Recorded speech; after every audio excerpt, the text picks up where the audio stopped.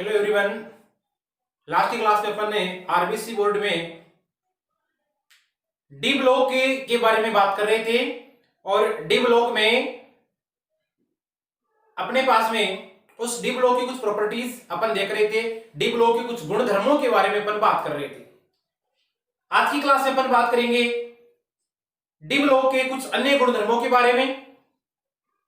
जैसे D block आपका उत्प्रेरक गुणधर्म दर्शाता है, कैटालिटिक प्रॉपर्टीज दर्शाता है, तो उसका कारण क्या होता है, कारण पूछा जाता है, अपन उसके बारे में बात करने वाले हैं।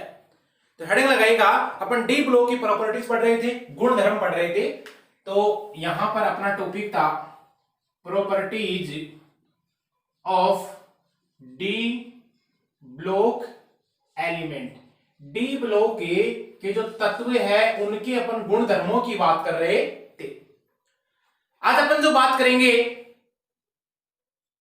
वो करेंगे अगली बात है उसकी कैटालिटिक प्रॉपर्टीज के बारे में।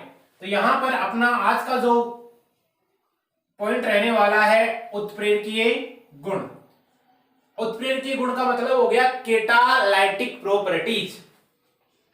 अब आपने छोटी क्लासों में सबने पढ़ रखा है उत्प्रेरक क्या होते हैं, कैटालाइटिक प्रॉपर्टीज। देखो अपन ने धात्विक गुणधर्म देख लिए थे, अपन ने परमाणु त्रिज्या देख ली थी, अपन ने आयनन विभव देख लिया था।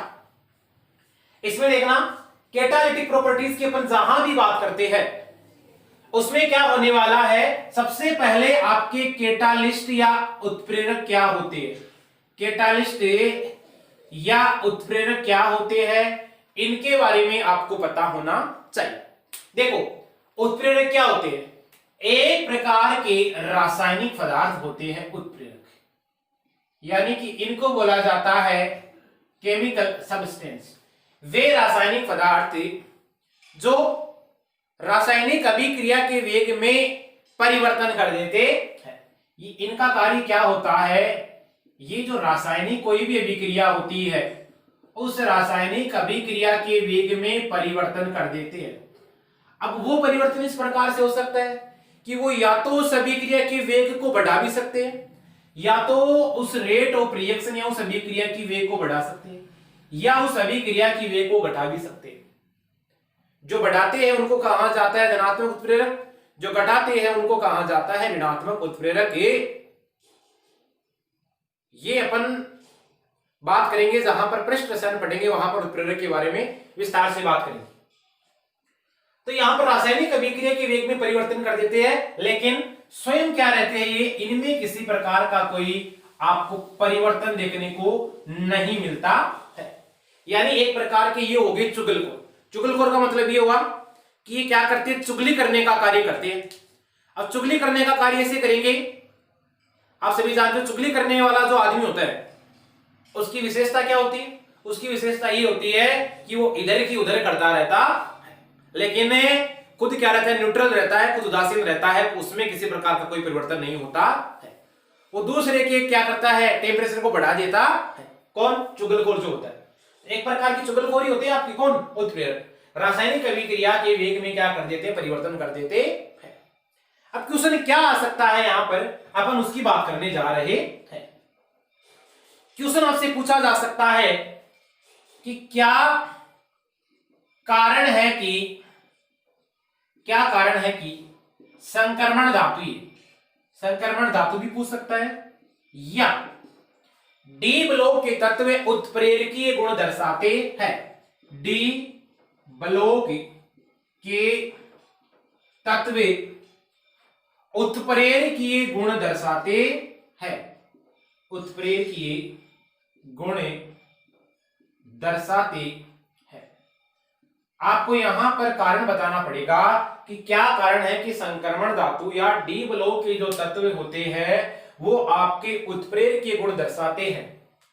तो देखो आप इलेक्ट्रॉनिक विन्यास देखते हो, इलेक्ट्रॉनिक विन्यास जो होता है वो होता है उसमें n-1d और ns सबसेल पाया जाता है। अब n-1d यानी 1 से लेकर 10 तक आप इलेक्ट्रॉनों को इसमें अरेंज करते हो, 1 से लेकर 10 तक इलेक्ट्रॉनों को अरेंज करते हो, और यहां पर 1 से लेकर 2 तक इलेक्ट्रॉन बढ़ते हो। अब यहां पर देखो, यहां पर n-1d कक्षक पाए जाते हैं, और ये जो पाए जाने वाले n-1d कक्षक है ये आंशिक रूप से भरे हुए होते हैं। आप क्या बताओगे? संक्रमण धातुओं में जो आपके n-1d कक्षक होते हैं वो क्या होते हैं? आंशिक रूप से भरे होते हैं। आंशिक रूप से भरे होते हैं। अब यहां पर वो क्या करते हैं? अपने रिक्त कक्षकों का उपयोग करते हैं और रिक्त कक्षकों का उपयोग करके उत्प्रेरक के गुण को प्रदर्शित करते हैं। एक कारण आप ये भी बता सकते हो n-1d तथा ns जो आपके कक्षक होते हैं उनकी ऊर्जा में अंतर कम होता है। ऊर्जा में अंतर कम हुआ जिसके कारण यहां पर n-1d जो कक्षक होते हैं ये आंशिक रूप से भरे रहते हैं। आंशिक रूप से भरे रहने के कारण ये उत्प्रेरक के गुण प्रदर्शित करते हैं। अब देखो आपके पास में मान लो कोई रिएक्शन होती है तो उसमें क्या होता है? आपके पास में कोई क्रियाकारक पदार्थ होता है। आप जानते हो ये कोई क्रियाकारी पदार्थ या क्रियाकारक पदार्थ होता है। अब इस क्रियाकारक पदार्थ के साथ में आपकी संक्रमण जो धातुएं होती है वो जुड़ती है। संक्रमण धातु, समझे? अब वो संक्रमण धातु किसका कार्य करेगी? यहां पर वो किसी उत्प्रेरक का कार्य करती है। समझे? उत्प्रेरक का कार्य करेगी। ये क्या करती है? कोई आपके पास में रिक्त कक्षक होगा या खाली कक्षक होगा उस रिक्त कक्षक का प्रयोग करती है। यानी आपकी जो संक्रमण धातु होती है या डी ब्लॉक के तत्व होते हैं वो रिक्त कक्षकों का प्रयोग करते हैं। और वो करते क्या है?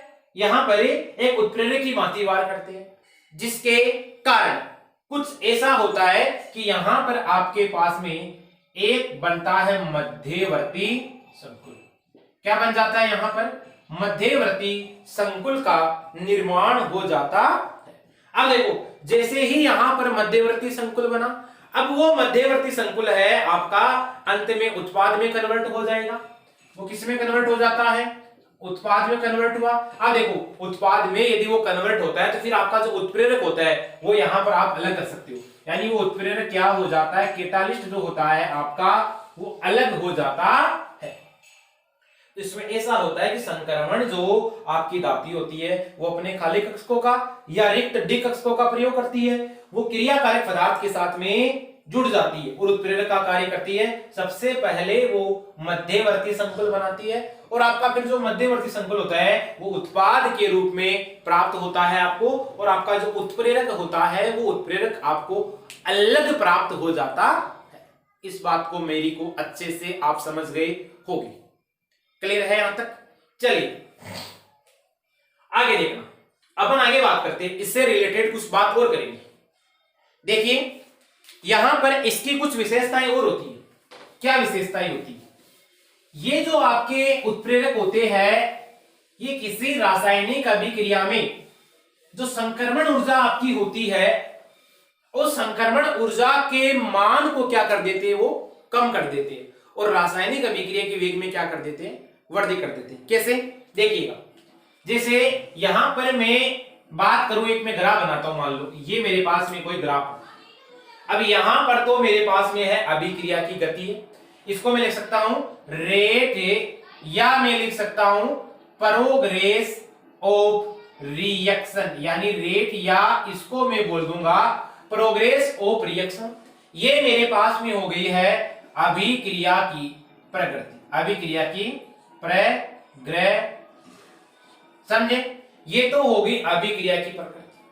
अब यहां पर आप इस अक्ष पे क्या ले सकते हो? सांद्रता ले सकते हो, ले सकते हो। चलो अब देखो क्या होने वाला है। ये मेरे पास में कोई मान लो एक अभिक्रिया हो रही है, हुई अभिक्रिया। यहां पर आपके क्या थे? रिएक्टेंट थे, जिसको आप क्या बोलते हो? अभिकारक थे। अभिकारक है, अभिकारक सबसे पहले मध्यवर्ती संकुल का निर्माण करते हैं, या आप यहां पर बोल देते हो ये बना देते हैं संक्रमण अवस्था बनाते हैं, संक्रमण अवस्था बनाते हैं। और लास्ट में यहां पर आपको क्या प्राप्त होता है? प्रोडक्ट प्राप्त होता है, जिसको आप यहां क्या बोलते हो? उत्पाद कहते हो। उसकी आपको यहां पर प्राप्ति हो जाती है। क्लियर है? चलो ये यहां पर रेट ऑफ रिएक्शन है, अभिक्रिया का वेग इस दिशा में हो रहा है। और इस अक्ष पे मैं क्या ले लूंगा? यहां पर एनर्जी ले लूंगा। ठीक है, ऊर्जा ले लूंगा। अब वो ऊर्जा किसमें भी हो सकती है आपकी, किलो कैलोरी प्रति मोल में भी हो सकती है या किलो जूल प्रति मोल में भी हो सकती है, वो एनर्जी होगी आपकी। ठीक है, अब देखो होने वाला क्या है, मान लो यहां पर मेरे पास में कोई था अभिकारक था ए बी और सी डी। ए बी और सी डी आपस में क्या करते हैं, अभिक्रिया करते हैं। अब देखिएगा जब भी कोई रासायनिक अभिक्रिया होती है तो उस अभिक्रिया के दौरान पुराने बंध तो टूटते हैं और नए बंधों का क्या होना है, निर्माण होता है। और वो आपको कहां देखने को मिलता है, इस संक्रमण अवस्था पर देखने को मिलता है। तो यहां पर देखो इस ए और बी के बीच का बॉन्ड टूटेगा और यहां सी और डी की बात करोगे तो ए और बी का बॉन्ड टूटा, सी और डी का बॉन्ड टूटा और यहां पर एक नया बॉन्ड बन गया। यानी इस ए और सी के मध्य बॉन्ड बनता है और इस बी और डी के बीच का बॉन्ड यहां पर बन जाता। आई बात समझ में, चलिए उससे क्या होने वाला है, आपको जो प्रोडक्ट मिलने वाला है वो AC प्लस BD ये प्रोडक्ट मिलने वाला है। अब देखना यहां पर इस सभी क्रिया का वेग आपको किस प्रकार से प्रभावित करता है। मान लो ये यहां पर आपको जो दिखाई दे रहा है इस प्रकार से ये कोई अभिक्रिया हो रही है यहां पर, तो इस अभिक्रिया को संपन्न होने में यहां पर इतनी ऊर्जा की आवश्यकता होती है। समझे मेरी बात को, इसको संपन्न होने में उतनी ऊर्जा की आवश्यकता होती है। इस ऊर्जा को यहां पर बोला जाता है सक्रियण ऊर्जा। यानी अभिक्रिया को संपन्न करवाने के लिए जो आवश्यक ऊर्जा होती है इसको आप क्या बोलते हो, सक्रियण ऊर्जा कहते हो। इसको मैं लिख रहा हूं यहां सक्रियण ऊर्जा और इसको बोल सकते हो आप एक्टिवेशन एनर्जी। सक्रियण ऊर्जा बोल दो या इसको आप क्या कह सकते हो, यहां एक्टिवेशन एनर्जी भी बोल सकते हो। समझे इस बात को। अब देखिएगा यहां पर मान लो यह विक्रिया इस प्रकार से हो रही है, बिना उत्प्रेरक की उपस्थिति में हो रही है। इसका मतलब उत्प्रेरक की उपस्थिति में होती तो इस सभी क्रिया को संपन्न होने में टाइम थोड़ा कम लगता। यहां पर हो क्या रहा है, यह अभिक्रिया बिना उत्प्रेरक की उपस्थिति में हो रही है। अब मान लो मैंने क्या किया, इस अभिक्रिया में कोई उत्प्रेरक डाल दिया। ये लीजिए मैंने यहां पर इस अभिक्रिया में कोई डाल दिया उत्प्रेरक। अब ये जो यहां अभिक्रिया हो रही है ये क्या हो रही है, उत्प्रेरक की उपस्थिति में हो रही है। तो आप मेरे को एक बात बताओ, यहां पर ये जो सक्रियण ऊर्जा आपकी काम आ रही है, ये जो सक्रियण ऊर्जा काम आ रही है, ये सक्रियण ऊर्जा इसको तो मैंने माना E A फर्स्ट यानी सक्रियण ऊर्जा प्रथम। इसको मैं मानता हूं E A सेकंड सक्रियण ऊर्जा द्वितीय। तो सक्रियण ऊर्जा ए ज्यादा होती है आपकी, पहली वाली ज्यादा होती है किसकी तुलना में, इसकी तुलना में। अब यहां पर मैं लिख सकता हूं ये जो अभिक्रिया हो रही है यहां पर, मान लीजिए ये जो अभिक्रिया यहां हो रही है, संपन्न हो रही है, यहां पर ये उत्प्रेरक की अनुपस्थिति में हो रही है। यानी उत्प्रेरक की अनुपस्थिति में आपको अधिक सक्रियण ऊर्जा की आवश्यकता होती है, तो संक्रमण अवस्था आपको यहां प्राप्त होती है।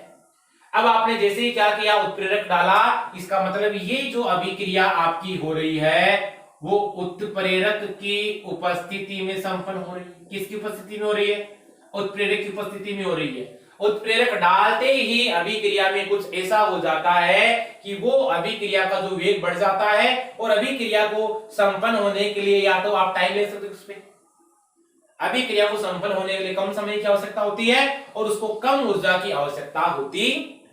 इस पॉइंट को समझ गए। यहां तक ये ग्राफ बनाइए, ये ग्राफ बहुत इंपॉर्टेंट है आपके लिए। तो यहां पर सीधी सी बात यही है कि आपकी जो रिएक्शन होती है वो ऐसे मार्ग से संपन्न होती है जहां पर उसको आसानी से हो, या वो आने वाली अभिक्रिया यहां की आपकी क्या हो, आसानी से संपन्न हो जाए। यानी उत्प्रेरक अभिक्रिया को एक ऐसी सतह अवेलेबल करवा देते हैं, ऐसी सतह उपलब्ध करवा देते हैं जिसके कारण कुछ ऐसा होता है कि वो जो अभिक्रिया होती है वो अभिक्रिया बहुत कम समय में संपन्न हो जाती है। और वो उत्प्रेरक है, यहां पर जो क्रियाकारी आपके पदार्थ होते हैं उनको वो क्या कर लेते हैं, अधिशोषित कर लेते हैं, उनको अधिशोषित कर लेते हैं अपनी सतह पे। अब देखो अपन कुछ एग्जांपल्स करते हैं जिससे आपको पता चले कि ये कंपाउंड आपके कैटालाइटिक प्रॉपर्टीज आपको देते। देखिएगा ग्राफ बनाया आपने। अब देखो कुछ एग्जांपल अपन करने जा रहे हैं जहां से आपको ये पता चले कि ये आपके एलिमेंट है जो डी ब्लॉक के है, वो आपके संक्रमण धातु है, ये उत्प्रेरक के गुण प्रदर्शित करती। देखिएगा इनकी अपन बात करेंगे यहां। देखो सबसे पहले अपन बनाएंगे वनस्पति तेल के द्वारा वनस्पति घी का निर्माण। आपने 11th क्लास में पढ़ी इस रिएक्शन को, आराम से पढ़िए। तो यहां पर पहला अपन उसके कुछ एग्जाम्पल करने जा रहे हैं। वनस्पति जो आपका तेल होता है से वनस्पति घी का निर्माण। देखिएगा वनस्पति तेल के द्वारा वनस्पति घी का निर्माण कैसे किया जाता है, अपन उसकी बात करने जा रहे हैं। देखो वनस्पति जो तेल होता है आपका ये होता है RCH डबल बॉन्ड CH, और इसमें जो ये ग्रुप होता है वो कौन सा होता है COOR। इस ग्रुप को यहां बोला जाता है एस्टर समूह। बोला क्या जाता है? एस्टर समूह बोला जाता है। ये जो आपको दिखाई दे रहा है इसको आप कहते हो वेजिटेबल ऑयल या वनस्पति तेल। ये कैसा है? अनसेचुरेटेड है, अनसेचुरेटेड एस्टर बोल सकते हो, या इसको आप क्या बोलोगे यहां असंतृप्त कहते हो। असंतृप्त इसलिए कहा गया क्योंकि कार्बन कार्बन के मध्य क्या है यहां पर डबल बॉन्ड उपस्थित है। अब देखना आपने किया क्या है, इसका करवा दिया है हाइड्रोजनीकरण। तो आपसे हेडिंग में ये भी पूछा जा सकता है वनस्पति तेलों के हाइड्रोजनीकरण की अभिक्रिया लिखिए। तो यहां पर आप सीधा लिख सकते हो वनस्पति तेल का आप यहां करवा क्या रहे हो, हाइड्रोजनीकरण करवा रहे हो। और हाइड्रोजनीकरण आपने पढ़ा है 11th क्लास में। जैसे आपने एल्केन का हाइड्रोजनीकरण करवाया था, एल्केन बना था, एल्काइन का हाइड्रोजनीकरण करवाया था, एल्किन बना था, उससे एल्केन प्राप्त होता। पता है निकिल है, प्लेटिनम है, पैलेडियम है, ये सब जो मेटल्स होते हैं आपकी धातु होती है, ये हाइड्रोजनीकरण का कार्य करती है। हाइड्रोजनीकरण का मतलब होता है हाइड्रोजन का जुड़ना। यहां पर निकिल धातु मैंने काम में ली। अब उसे देखो क्या होगा, हाइड्रोजन जुड़ेगा तो हाइड्रोजन ऐसे जुड़ेगा, यहां पर ये पाई बॉन्ड टूटेगा, क्या बनेगा RCH2 CH2 COOR बना आपका ये। इसको आप क्या कहते हो, ये तो वेजिटेबल ऑयल आपका, और उसे आपने क्या बना लिया है वनस्पति तेल से वेजिटेबल घी, यानी ये आपने यहां बना दिया है वनस्पति घी का निर्माण कर दिया। ये जो वनस्पति घी है ये कैसा होता है, तो इसमें कार्बन कार्बन के मध्य आपको सिंगल बॉन्ड दिखाई दे रही है, सिंगल बॉन्ड दिखाई दे रहे हैं। इस कारण ये कैसा होता है आपका यहां पर सेचुरेटेड, जिसको आप क्या कहते हो संतृप्त होता है। तो एक एग्जाम्पल तो आपसे ये पूछा जा सकता है वनस्पति तेल का हाइड्रोजनीकरण। दूसरा एग्जाम्पल अपन करेंगे यहां पर हेबर विधि होती है अमोनिया के निर्माण की। तो यहां पर दूसरा एग्जाम्पल है हेबर विधि द्वारा अमोनिया का निर्माण। हेबर विधि द्वारा अमोनिया का निर्माण। देखिएगा हेबर विधि द्वारा अपन अमोनिया का निर्माण कैसे करते हैं, वेल नोन रिएक्शन है, बहुत अच्छे से पढ़ते हो आप इस रिएक्शन को, खूब बार पढ़ा आपने। देखिएगा तो इसका मतलब ऊपर वाले रिएक्शन में आप देख लीजिएगा निकल धातु है, डी ब्लॉक का एलिमेंट है, काम में क्या करता है उत्प्रेरक का कार्य करता है। देखो स्वयं किसी प्रकार का कोई परिवर्तन नहीं होता इसमें, लेकिन ये सभी क्रिया के वेग में परिवर्तन कर देता है। नाइट्रोजन की क्रिया यदि आप करवाते हो यहां हाइड्रोजन के साथ, नाइट्रोजन हाइड्रोजन के साथ क्रिया करता है तो क्या बनता है अमोनिया बनता है। रिएक्शन को बैलेंस करोगे तो यहां पर 2NH3 और ये आपका क्या हो गया यहां पर 3H2। नाइट्रोजन ने हाइड्रोजन के साथ क्रिया की तो अमोनिया बना दिया। अब यहां पर क्या है Fe और MO। देखो ये Fe क्या है यहां पर Fe ये संक्रमण धातु है और ये जो मोलिब्डेनम है। अब आपने पढ़ा होगा जहां आयनिक साम्य वाला पार्ट पढ़ा है 11वीं क्लास में, वहां पर आपने पढ़ा ये अमो क्या करता है इस रिएक्शन के लिए कुछ शर्तें अवेलेबल करवाता है। इसके लिए हाई टेम्परेचर है, हाई प्रेशर है, उसकी आवश्यकता होती है, तो वो शर्त उपलब्ध करवा देता है। ये हेबर विधि द्वारा अमोनिया निर्माण किस प्रकार होता है अपन ने उसकी बात की है। ठीक है, चलो और एग्जाम्पल करते हैं। अब देखो जैसे मेरे पास में है पोटेशियम क्लोरेट है और उसका मैंने करवा दिया है अपघटन करवा दिया है। अब पोटेशियम क्लोरेट का अपघटन कैसे होता है देखिएगा। तीसरा एग्जांपल मैं यहां लिखने जा रहा हूं पोटेशियम क्लोरेट का विघटन, पोटेशियम क्लोरेट का विघटन। देखो पोटेशियम क्लोरेट जो आपका होता है उसको आप कहते हो KClO3, यहां पर आप डालते हो MnO2। ये MnO2 होता है, ये पाउडर फॉर्म में होता है, आपका चूर्ण फॉर्म में होता है। जैसे ही आप यहां डालोगे आपको क्या प्राप्त होता है, KCl पोटेशियम क्लोराइड और ऑक्सीजन प्राप्त होता है। इस रिएक्शन को बैलेंस करोगे, इसके 2 मोल लेते हो तो यहां पर आपको कितने मोल लेने पड़ेंगे, 3 मोल काम में लेने पड़ते हैं। तो जब पोटेशियम क्लोराइड का विघटन करवाते हो तो पोटेशियम क्लोराइड और आपको यहां पर ऑक्सीजन की प्राप्ति हो जाती है। आगे देखिएगा,